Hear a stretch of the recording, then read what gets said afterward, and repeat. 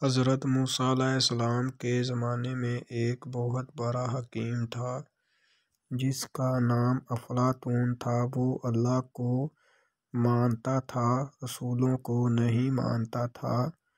ایک مرتبہ حضرت موسیٰ علیہ السلام سے اس کی ملاقات ہوئی۔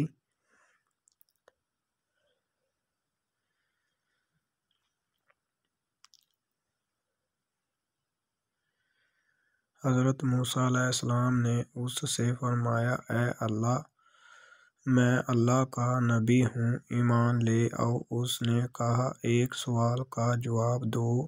سوال یہ ہے کہ فرض کیا کہ اللہ تیر پھینک رہا ہے اور وہ تیر مصائب اور پریشانیاں ہیں، اور ان تیروں کا نشانہ اللہ کے بندے ہیں، تو اللہ کے بندے ان تیروں سے کیسے بچ سکتے ہیں؟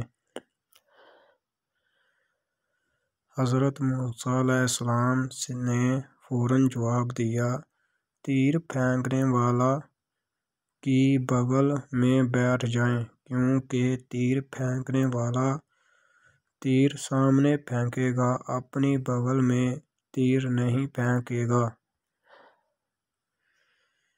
مطلب یہ تھا، اللہ کے قریب ہو جاؤ۔ افلاطون نے یہ جواب سنا تو خوشی سے جھوم اٹھا کہ آپ کا جواب یہی ہے، لیکن وہ کہنے لگا کہ میں آپ کو نبی نہیں مانتا، آپ جاہلوں کے لیے نبی ہیں، میں تو سب کچھ جاننے والا ہوں۔